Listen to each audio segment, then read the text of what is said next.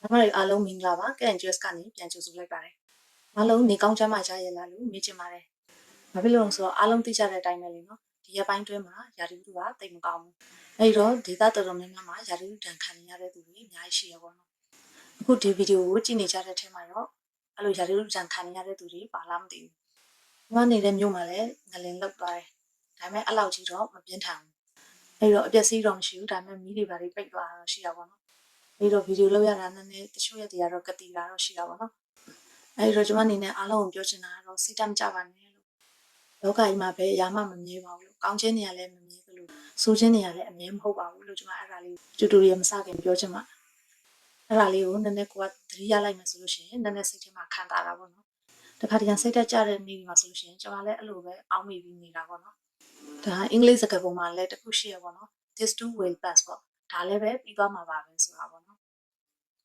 အားလုံးအဆင်ပြေကြပါစေလို့ဆုတောင်းပေးလိုက်ပါတယ်ကဲကျွန်တော်တို့ tutorial လေးကိုစလိုက်ရအောင်နော်ဒီနေ့ပြောမယ့်အကြောင်းအရာလေးကတော့ power plan လေးတစ်ခုကိုဘယ်လို create လုပ်မလဲပေါ့နော်ပြီးလို့ရှိရင် consultancy က approve ရဖို့ဆိုလို့ရှိရင်ဘယ်ချက်တွေနဲ့ပြည့်စုံရမလဲပေါ့လက်ချမ်းလေးကိုအရင်စပြောရအောင်နော်ဒီအပေါ်ဆုံးက 13M switch socket outlet switch socket outlet ကိုအတူကောက်ပြောမှဆိုရင်ကျွန်တော်တို့က SSO ဆိုပြီးတော့ပြောတယ် switch socket outlet တွေကပုံမှန်အားဖြင့်30 ampere ပဲရှိပါတယ်အဲ့မှာသူက N လို့ရေးထားတယ် N ဆိုတာက number of gain ကိုကိုစားပြုချင်တာပါဒီမှာ note ပါတယ် N refer to number of gain ပေါ့နော်1 gain လား2 gain လားဆိုတာကိုဒီနားလေးမှာဖော်ပြမယ်1 gain ဆိုရင်တော့ဘာမှမရေးဘူးပေါ့နော်ဒါ light တင်လုံးကလိုပဲဒီနားမှာ2 gain ဖြစ်နေဆိုရင်တော့ 2G ဆိုပြီးတော့ရေးပြလိုက်မယ်ဒါဆိုရင်ဒီအောက်မှာကြည့်မယ်ဒီအောက်ကဟာじゃ 13M switch socket outlet သူလည်း switch socket outlet ပဲဒါပေမဲ့မတူတာကကြတော့ metal glass metal glass ဆိုတာဒီ industry ရယ်ပေါ့နော်စက်ရုံအလုပ်ရုံတွေမှာသုံးတယ်ဒီလူနေအိမ် residential တွေ commercial တွေမှာမသုံးဘူးအခုကျွန်မဆွဲမဲ့ဒီပုံထဲမှာတော့ဒီ metal glass ကမပါပါဘူး industry ရယ်ဆိုလို့ရှိရင် metal glass 300မှန်းတည်အောင်ကျွန်မတမင်္ဂလာထည့်ထားပေးတာဒီအောက်ကဟာလည်းသူကလည်း switch ပါပဲเนาะတကယ်တော့သူလည်းဒီအပေါ်က accessory နဲ့မထူးခြားပါတစ်ချက်ဖတ်ကြည့်အောင် 15 amp switch fuse connector unit for hand dryer တဲ့ shopping center မှာဆိုရင် toilet ကထွက်လာလို့ရှိရင်ကျွန်တော်တို့ legally အချောက်ခံတဲ့ set လေးရှိနော်အဲ့ဒါ hand dryer လို့ခေါ်တယ်အဲ့ဒီ hand dryer အတွက်သူက fuse connector ပါတယ်ဒီ switch လေးပေါ့နော်အဲ့ဒီဟာ15 ampere ဒီမှာအဲ့တော့ HD လို့ရေးထားလို့ရှိရင်ဒါ hand dryer အတွက် switch ဆိုတာကိုသဘောပေါက်အောင်နော်ပြီးလို့ရှိရင်အောက်မှာကြည့်လိုက်မှဆိုရင် isolator သူ့အနောက်မှာရေးထားတယ် rating is as shown နဲ့ rating ကိုပြထားမယ် rating ဆိုတာ ampere ဘယ်လောက်ဆိုတာကိုပြောချင်တာအဲ့တော့ဒီမှာကြည့်လိုက်သူက A လို့ရေးထားတယ်ဘယ်လောက် ampere မှမသိလို့သူက A လို့ပဲရေးထားတယ်နော်သူ့ရဲ့ညာဘက်မှာက IP rating isolator ကအိမ်ပြင်မှာထားမဲ့ isolator ဆိုရင် IP 55တို့65တို့အဲ့လိုမျိုးဖြစ်ရမယ်ပေါ့နော်အိမ်ထဲမှာထားမဲ့ဆိုလို့ရှိရင်တော့အဲ့ IP rating ကမလိုပါဘူးပြီးရင်ဒီလိုပုံစံလေးဆိုရင် distribution box အတူကောက်ပြောမယ်ဆိုရင် DB distribution box က electrical သမားတွေကတော့သိပြီးသားเนาะဒါကတော့ဒီကျမတို့အိမ်မှာဆိုရင်မီးပုတ်ဆိုတဲ့ဟာကိုပြောတာ distribution box ဆိုတာပြီးတော့ကျတော့ဒီပုံစံလေးကဒီ telephone outlet ဒီ telephone outlet ဆိုတာကတော့ unit မှာသုံးတဲ့ unit phone ပေါ့เนาะကျူဖုန်းတွေအတွက်ထားတာဖြစ်တယ်ပြီးလို့ရှိရင် data outlet ကျမတို့အခုဒီမြန်မာပြည်မှာဆိုရင်တော့ပေါ့နော်ဟို Mickey တို့ပါတို့အဲ့လိုအမျိုးတွေကကျမတို့အိမ်မှာလာပြီးတော့ဒီ Wi-Fi တက်သွားတယ်ဆိုရင်ကျမတို့ကကျိုးမလို့လေဒီတိုင်းပဲ Wi-Fi နဲ့သုံးလိုက်တာရုံးနေမှာဆိုရင်တော့အဲ့လိုမဟုတ်ဘူး Wi-Fi လည်းထားပြီးတယ်ပြီးလို့ရှိရင်ဒီကွန်ပျူတာကိုကျိုးတက်ပြီး internet ကျိုးတက်ပြီးသုံးတာရှိရလေနော်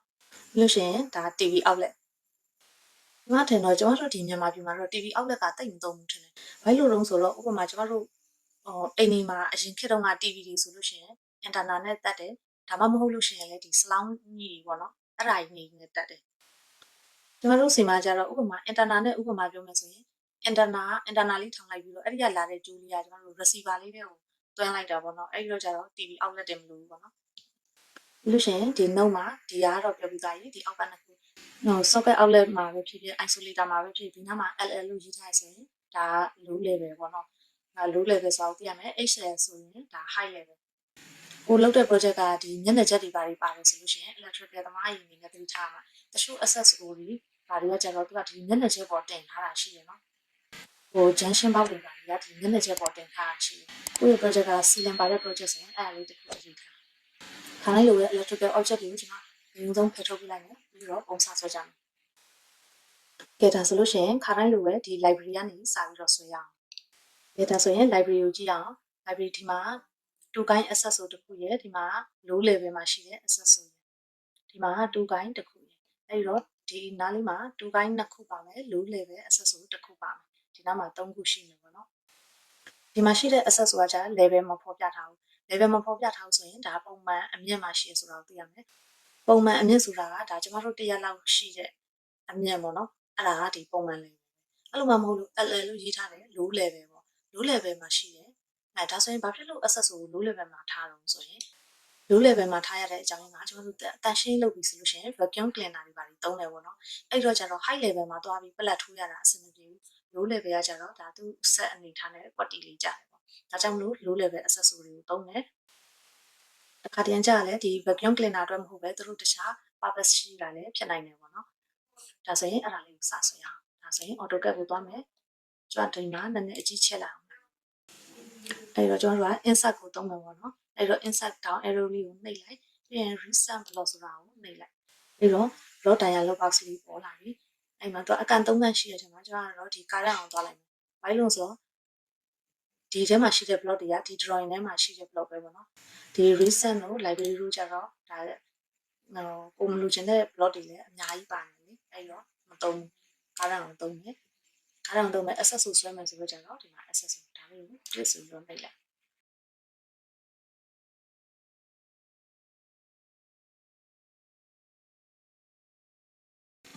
ထွက်မယ်ဆိုရင် escape လုပ်လိုက်ပြီးရင်ဒီမှာ accessory level ဆိုတာဒါကျွန်မ level ဖော်ပြတဲ့ accessory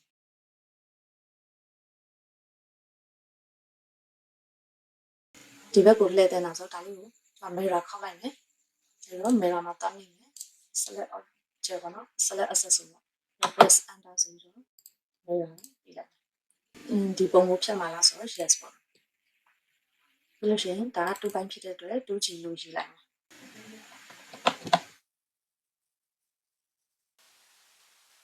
ပြီးတော့ဒီမှာစာနဲ့ပုံနဲ့ထပ်နေဆိုတော့ဒါလေးကိုဒီဘက်နဲ့ဆွဲလိုက်မယ်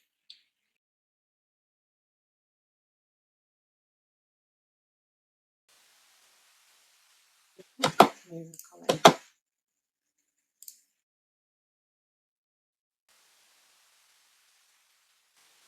ဘန်ကိုင်းနဲ့ဖြစ်တဲ့အတွက်ကြောင့်မို့ဂိုင်းကိုဖော်ပြကြမယ် delete နဲ့ဖြစ်လိုက်မယ်ဒီ LL ဆိုတဲ့နေရာမှာ L နောက်တစ်လုံးထပ်ထည့်လိုက်မယ်ဒါဆိုရင် low level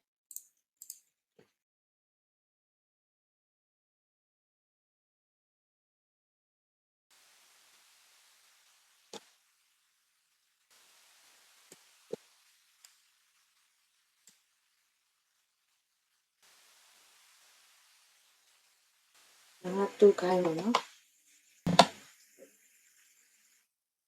2ဂိုင်းဆိုပြီးတော့စာကိုလည်းလှည့်ပြီးလိုက်မယ်ဒါ counter clockwise ပေါ့နော်180ဆိုတော့ကျွန်တော်180ထားကြည့်လိုက်မယ်180ဆိုတော့ပြောင်းမယ်အဲ့တော့360လို့ထားလိုက်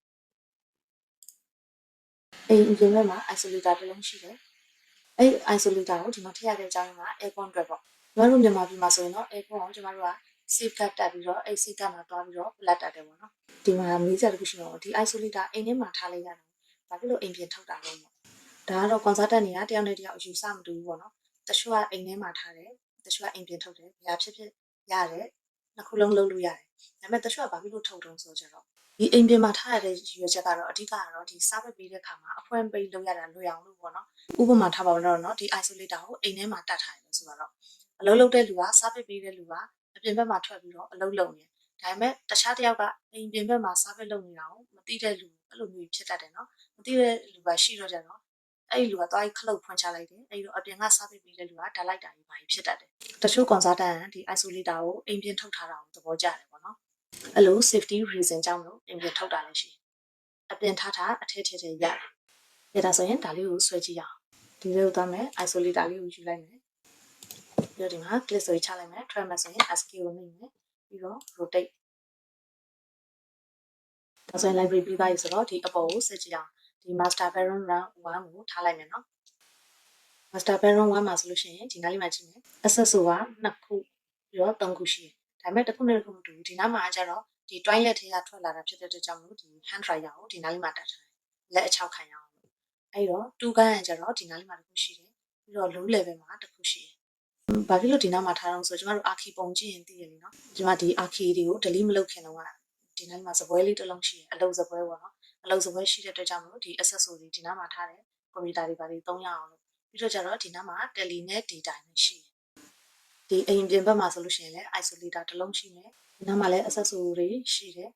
သူလိုရာ300အောင်ပေါ့နော်ဒီနားမှာရှိတဲ့low level ဆိုတာကျတော့ကျွန်တော်အာခီပုံထဲမှာဆိုရင် green ကဒီနားလေးမှာရှိတယ်ဆိုတော့ကျတော့အဲ့ green ဘေးမှာကျွန်တော်တို့ကဒီစပွဲတယ်မီအိမ်လေးလို့စပွဲအသေးလေးရှိရတယ်နော်အဲ့တော့မီအိမ်ကိုပလက်တက်တာလို့ဘာလို့ဆိုရင်ဒီနားကနေသွားလုပ်လို့ရတယ်ဒါမှမဟုတ်လို့အခန်းတန့်ရှင်းလုပ်မှာဆိုလို့ရှိရင်လည်းဒါလေးကကွက်တီလေးဒါတွေကတော့လိုရာ300အောင်ထည့်ထားတယ်ပြီးရင်ဒီနားမှာကျတော့ TV ရှိတယ် TV ဆိုရင်များတော့ဖြင့် green ရဲ့ချီရင်းမှာထားရလိမ့်နော်အဲ့ဒါမှ green ဘဝနေတခါလေ TV လန့်ကြည့်လို့ရအောင်လို့အဲ့တော့ TV ရှိရဆိုတော့ဒီနားမှာ accessory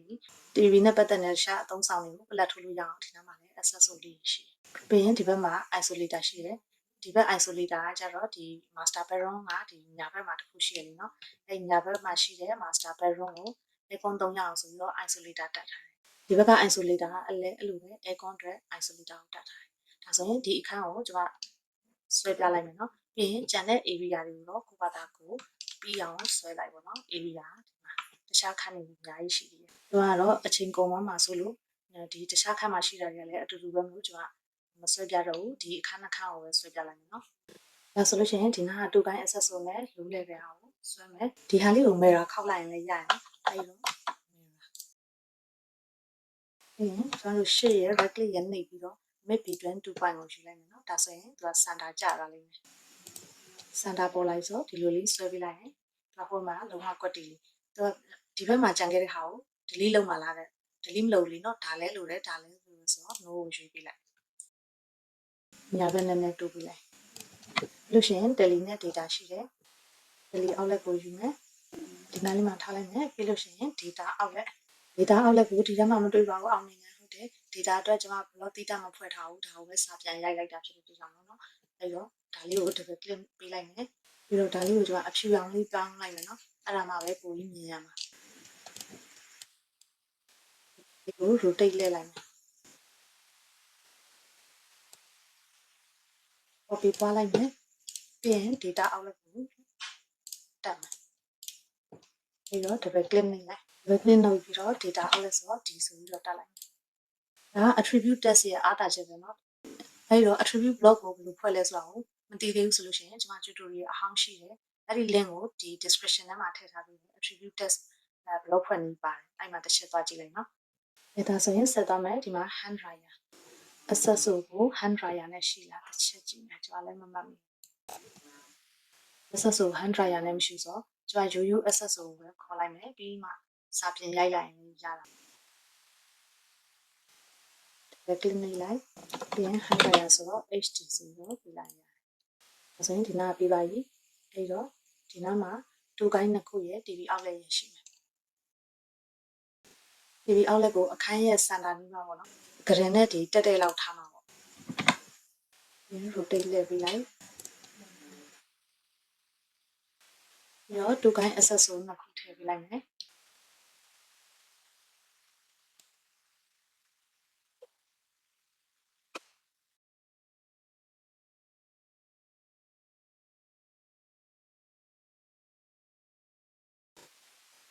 ဒီဘက်နားမှာတူကိုင်းနှစ်ခုရဲ့ဒီမှာ low level ကတစ်ခု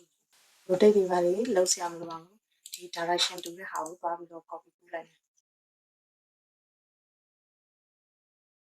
ဒါလေးကိုဘယ်ဘက်ကိုရွှေ့မယ်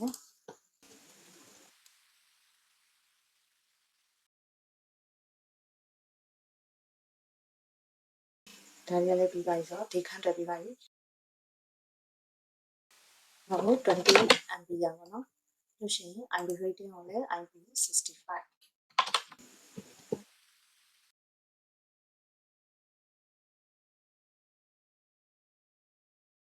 ဒီကို copy ပြုမယ်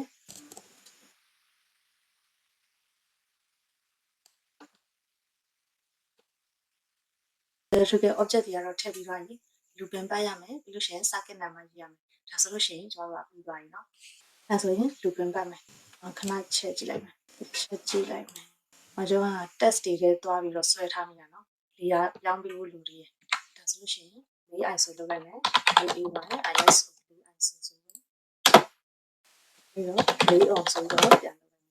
ဒီတစ်ခုကို access ဆို2ပိုင်းတစ်ခုကို select လုပ်လိုက်မယ်ပြီးလို့ရှိရင် right click ထောက်လိုက်မယ် select similar ဆိုရှင်အဲ့ဒါကို similar အဲ့လားဆိုရင်သူ သူ့နဲ့တူတဲ့တူကိုင်းကြီးအကုန်လုံးသူကဆက်လက်လုပ်သွားတယ်ဒီမှာ low access ဆိုချင်းတူပေမဲ့ဒီ low level ကိုကျတော့သူကဆက်လက်မလုပ်ဘူးเนาะကိစ္စမရှိဘူးဒီမှာ layer ကိုတွားပြီးတော့မှန်တဲ့ layer ကိုထည့်လိုက်ပါပါပေါ့เนาะဒါဆိုရင်ဒီဟာလေးတွေက layer မှန်သွားပြီအဲ့ဒါဆိုရင်နောက်ထပ်ဒီ low level ကိုဆက်လက်လုပ်လိုက်မယ်ဆက်လက် similar လို့ရှိရင် power လေးကိုထည့်လိုက်မယ်ပြီးရင် TV outlet လည်းအဲ့လိုပဲဆက်လက်လုပ်လိုက်မယ် TV ကတော့ဒီမှာတစ်ခုပဲပါဆိုတော့ဒီလိုပဲတိုက်ရိုက်လုပ်လိုက်တော့ power လေးကိုထည့်မယ်ပြီးရင် isolator ဆက်လက်လုပ်မယ် right click ဆိုပြီးတော့ဆက်လက် similar ပေါ့နော်အဲ့ဒါဆို isolator အကုန်ပါသွားပြီဆိုတော့ power လေးကိုထည့်လိုက်မယ် data ဆိုလို့ရှိရင်ကျန်တာတော့ဒီ tele နဲ့ data ပဲဆိုတော့ဒီနှစ်ခုပဲရှိတဲ့အတွက်ကြောင့်မို့သူရိုးရိုးပဲဒီလိုဆက်လက်လုပ်လိုက်မယ်ဒီခန်းထဲကိုသွားကြည့်မယ်လိုအပ်တဲ့ဒီခန်းထဲမှာမရှိဘူးပြီးတော့ဒီ HD လည်းကျန်နေရနော်ဒါဆိုတော့ဒီ HD access လေးကိုဆက်လက်လုပ်လိုက်မယ်ရိုးရိုးနေတိုင်းပဲဒီမှာသွားပြီးတော့ဒီရပြောင်းပေးလိုက်မယ် power လေးကိုထည့်လိုက်မယ်ဒါဆိုလို့ရှိရင်အကုန်လုံးဆက်လက်လုပ်ကြည့်မယ်နော် power ထဲမှာရှိနေဆိုတော့ဒါမှန်သွားပြီဒါဆိုရင်ဒါတွေကို loop ပြန်ပတ်ပြီးတော့ circuit နံပါတ်ထည့်ဖို့ပဲကြံပါမယ်ကဲ loop ပြန်ပတ်မယ်နေရာတွေအကုန်လုံးက loop ပြန်ပတ်ထားတယ်ဒီ TV ရလွယ်ဒါဆိုရင် layer ကိုဒီ circuit layer ကိုခေါ်လိုက်မယ် circuit ပေါ့နော်ဒါကလည်း lighting လုံးကလည်း circuit ပတ်တာလုပ်ပြီးသားပဲဆိုတော့ဒါကျမတို့lighting video ကိုကြည့်ထားမယ်ဆိုရင်အကြမ်းမြင်တော့သဘောပေါက်အောင်လားနော်အဲ့တော့ဒါကိုခဏချဲလိုက်မယ်ပြီးရင်ဒီမှာ hidden line ရေးဖြစ်ဖို့လိုတယ် okay ဒါဆိုရင်ပြန်ပြီးချုပ်လိုက်မယ်ပိုပြီးမြန်ကျင်တယ်ဆိုရင်ကျမတို့ခါတိုင်းလိုပဲ multiple ခံပြီးတော့တောင်းရင်ပိုမြန်သွားမယ်နော်ဒါဆို multiple ကိုရိုက်လိုက်မယ် MUTIPLE multiple အဲ့တော့ဘယ် command ကိုအချိန်ကြီးကြော့မှာလဲဆိုတော့ S ဖြစ်တဲ့အတွက်ကြောင့်မို့ ARC ဆိုပြီးရိုက်ပြလိုက်မယ်ပြီးတော့ enter ခောက်မယ်ဆိုရင်စသုံးလို့ရတယ် object snack ကရှုပ်နေရဆိုလို့ရှိရင်ပိတ်ထားလိုက်တော့ F3 ကိုနှိပ်လိုက်ရင်ရတယ်ပြီးလို့ရှိရင် F8 ကိုနှိပ်လိုက်မယ် auto off မယ်နော်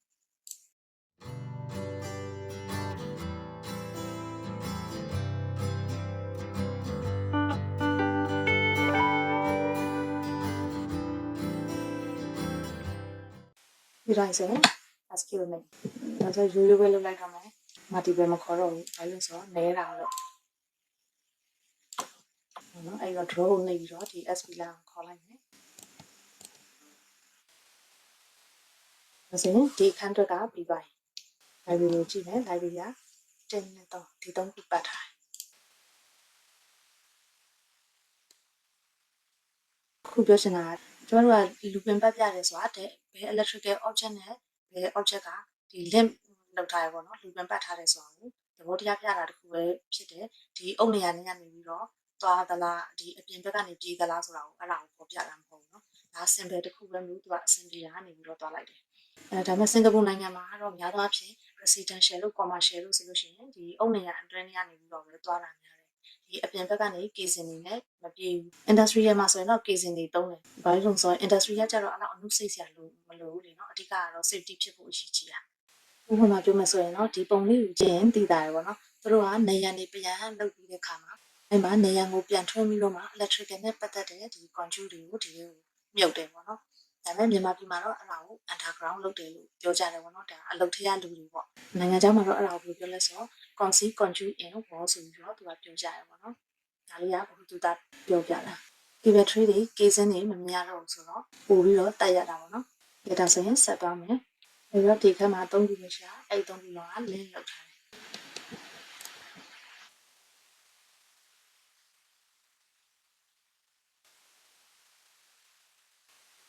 မမုံတာကိုဒီအပေါ်ဘက်ထည့်လိုက်လို့ရတယ်နောက်မှာရှုပ်နေဆိုရင်ဒီထည့်လိုက်ဒါလည်းအတူတူပဲအရှိရတယ်ထည့်တယ်နောက်ကလည်းထည့်တယ်နှစ်ကလည်းပြောင်းမသွားဘူးဒါဆိုလို့ရှိရင် circuit number ပါတက်ရအောင် circuit number တက်မယ်ဆိုရင်ကျွန်တော်တို့ test ကိုယူမယ်နော်ကိုသုံးချင်တဲ့ test ကိုဒီမှာယူပြီးလိုက်ကျွန်မကတော့ဒီ RS ပေါ့နော် human style ကိုသုံးတယ်လို့ရှိရင်ကျွန်မရဲ့ဒီ test အဲ့မှာပေါ့နော်တော့ပြီးတော့ကြည့်လိုက်မယ်ဆိုလို့ရှိရင်ဒီ test height ကိုမပြီးထားဘူးဘယ်လိုဆိုတော့ပုံတစ်ပုံထဲမှာပဲ test height ကတစ်ခုနဲ့တစ်ခုမတူဘူးဆိုတော့ကိုလိုတလို့ရေးလို့ရအောင်ဆိုပြီးတော့ကျွန်မ test height ကိုမပြထားဘူးအဲ့တော့ကိုကစာရိုက်နေဆိုတော့ကျွန်မလည်း test height ကိုသတ်မှတ်ပေးလိုက်တာဒီပုံအနေနဲ့ဆိုလို့ရှိရင် test height က 7.5 အဲ့လက်မထားအောင်ဆိုတော့ကျွန်တော်တို့တည်ပြီးเนาะဘာလို့ဆိုတော့ lighting မှာကလေးက test height ကိုရှာတာတကယ် test height ကိုဒီပုံမှာလည်းဖြစ်ဖြစ်ပေါ့နော်ဒီပုံမှမဟုတ်ဘူးဘယ်လောက်ထားမယ်လဲမသိဘူးဆိုရင် test height ကိုလိုတွက်တယ်ဆိုတာကိုသိအောင်အဲ့ lighting drawing မှာပြန်သွားကြည့်လိုက်ရတယ်ဒါမှမဟုတ်ရင်ဒီ test height calculation ကိုကျွန်မလုပ်ပြထားတယ်ဗီဒီယိုလေးရှိအဲ့ဗီဒီယိုမှာသွားကြည့်ရင်လည်းရတယ် ကျွန်တော်အဲ့ဒီ link ကိုဒီလိုပြန်ထည့်ပေးလိုက်မယ်နော်မကြည့်ရသေးတဲ့လူတွေကြည့်အောင်ဒီမှာထည့်ပြီးဆိုတော့ copy ခေါ်လိုက်မယ်ဒီဘက်က isolator အတွက် isolator ရဲ့ circuit number က 13L1 ဒါဆိုဒါလေး copy ယူလိုက်မယ်ဒီဆိုရင်ဒီနောက်လေးထားမယ်13L ပြီးတော့အဲ့ဒါလေးကိုဆက်ပြီးတော့ copy ခေါ်သွားမယ်နော်အဲ့မှာထားမယ်လို့ရှိရင်ဒီမှာလည်းပြန်တစ်ခုရှိမယ်ဒီမှာလည်းတစ်ခုရှိမယ်ဒီပြန်တော့မှာတစ်ခုရှိတယ်ဒါဆိုအဲ့ circuit number ကိုတက်မယ်နော်ဒီ circuit number က 2L1 ဆိုတော့ဒီမှာလည်း2ဆိုပြီးရိုက်ပြီးလိုက်ကတ်တင်ကိုဖြတ်ပြီးတော့ဒီရိုက်လိုက်မယ်ပြီးတော့ left delay adjust လုပ်မယ်ဒီအပြင်က isolator အပြင် isolator က 14L1 ဒါဆို3နေရာလေးကို 4ဆိုပြီးရိုက်လိုက်ရင်ရတယ်ဒီ circuit number က 3L1 နော်ပြီးတော့ဒီလိုလက်ဒီဘားလေးကိုဒီလိုဖြတ်လာနေရပါတယ်ပြီးတော့ဒီနောက်မှာ isolator က 15L1 ဆိုတော့3ကို5တောင်းလိုက်ရင်ရတယ်ဒါဆိုရင် circuit number တွေအကုန်တက်ပြီးပါပြီနော် circuit number တက်ပြီးဆိုတော့ဒီနောက်မှာမင်းစရာတစ်ခုရှိတာကဒီ tele တို့ data တို့ပြီးတော့ TV outlet တို့ကြတော့ circuit number လည်းမပြဘူးဒီပြန်လည်းမပတ်ဘူးဆိုတော့အဲ့တော့ဒီလိုလေးပေါ့နော်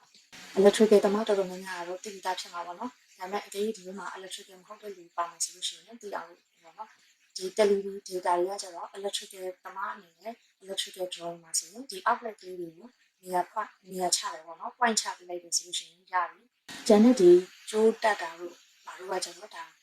သူတို့ဒီသက်ဆိုင်ရာ service provider ကလုပ်လိမ့်မယ်ပေါ့နော် tele ဆိုရင် tele တမကတက်လိုက်မယ် data ဆိုရင် data တမတို့ရှိတယ်ပေါ့နော်အဲ့တော့ TV ဆိုရင် TV တချို့ကောင်က TV ဆို TV ပဲလောက်တာမျိုးရှိတယ်ပေါ့နော်အဲ့လို TV လောက်တဲ့ကောင်ကလာပြီးတော့ကျိုးတွေပါတက်လိုက်မယ် electrical တမအနေနဲ့ကဒီ point လေးကိုနေရာချပေးလိုက်တာပြီးပါတယ်အဲ့ဒါကြောင့်လို့ဒီလိုမှလူပြန်လေး circuit တာလာတင်ရှိလို့လည်းမလို့ပေါ့နော်ပြဒါဆိုလို့ရှိရင်ဒီကျန်တဲ့အပိုင်းကိုတော့ကိုယ့်ဘာသာကိုဆက်ဆွဲလိုက်ကျမတို့ဒီနှာခေါင်းကိုပဲဆွဲပြလိုက်တယ်နော်ဒီမှာ accessory ဆိုတာစောစောကဒီဘက်မှာပြခဲ့တဲ့အတိုင်းပဲဒါက electrical object ကအတူတူပဲဖြစ်တယ်ပေါ့နော်ပုံမသိတာမပါဘူးဒါသိပြီးသားတွေဒီပုံမှာဆိုလို့ရှိရင်ဒီကျိုးတွေကဒီနေရန်အတွင်းထဲကိုဆွဲထားတာဝင်ပြီးတော့သူကနည်းနည်းမျက်စိရှုပ်နေတော့နော်အဲ့လို elite corner လေးနဲ့ဒီလိုပုံစံလေးဆွဲပေးလိုက်ပြီးတော့အဲ့မှာအကြောင်းလေးတက်ပေးလိုက်လို့ရှိရင်ဒါဆိုရင်ကြည့်ရတာကောင်းတယ်ပြီးရင်ဒီဘက်မှာရှိတဲ့ပုံရလဲဒါကျွန်တော်တို့သိပြီးသားပုံတွေဖြစ်တယ်ဆိုတော့ဒါတွေကနားလည်ပြီးသားတွေပေါ့နော်ပြီးတော့ဒီ passage မှာ accessory တက်တယ်ဆိုတာလည်းအဲ့လိုပဲပေါ့နော်တန်ရှင်းလုပ်တဲ့ချိန်မှာပြန်ပြင်တာပလက်ထူလို့ရအောင်ဒီ line တစ်ချောင်းမှာထားပေးထားတာဒီမှာဆိုရင် DB နှလုံးလုံးကဒီခန်းထဲမှာရှိတယ် DB1 က power DB ပေါ့နော်ဒီဘက်က DB2 ဆိုတာ lighting DB ပြီးခဲ့တဲ့တစ်ခါကကျွန်တော်တို့ lighting drawing မှာပြခဲ့တယ်ပေါ့နော်ဒီ lighting ဟို power single line ကိုကြည့်ရအောင်ပြီးခဲ့တဲ့ lighting drawing ကိုပြောတော့မှလည်းဒီ single line ကိုကြည့်ရတယ်ဆိုတာအကျဉ်းချင်းပြောပြခဲ့ပြီးအဲ့တော့အခုဒီမှာမြင်နေရတဲ့ဒီ single line ပေါ့နော် power single line ကလည်းဒါပြီးခဲ့တဲ့တစ်ခါက lighting single line နဲ့သဘောတရားချင်းတူတူပဲဆိုတော့ချိန်ပုံတက်တာအောင်ကျွန်တော်ထပ်ပြီးတော့မရှင်းပြဘူးသဘောတရားတွေခေါ်ဝေါ်တွေကအတူတူပဲဒါပေမဲ့ဒီပုံလေးကိုတော့ကျွန်မ test တွဲပြီးတော့ထည့်ပေးလိုက်မယ်ပေါ့နော်အဲ့ဒါမှကိုယ့်ကိုကြည့်လို့ရအောင် circuit number တွေကြည့်ပုံရတယ်ဒီမှာပေါ့နော်အခန်းနာမည်တွေပါပြီးသားအဲ့တော့ကျတော့ lighting drawing တော့ငါ single line ကြည့်တာနဲ့အတူတူပဲဒီပုံလေးကိုထည့်ပေးလိုက်မယ်ကိုယ့်ကိုကြည့်တတ်အောင်ဒီမှာဆိုလို့ရှိရင်ဒီနောက်ဆုံး circuit က lighting DB ပေါ့နော် lighting DB ရဲ့နာမည်က DB2 ဒီနောက်ဆုံး circuit ကဒါ lighting DBC ကိုတွားတာဒီတော့ဆိုရင်ရမယ်လို့ထင်တယ်နော်ဒါဆိုလို့ရှိရင်ဒီနေ့သင်ခန်းစာလေးကတော့ဒီလောက်ပါပဲလက်ကမှာအားလုံးစိတ်ချမ်းသာခြင်းကိုကြမ်းမာခြင်းနဲ့ပြည့်စုံကြပါစေ။ဘေးရန်တွေကင်းကြပါစေလို့ဆုတောင်းပေးလိုက်ပါတယ်။နောက်တစ်ခါမှပြန်တွေ့ကြမယ်။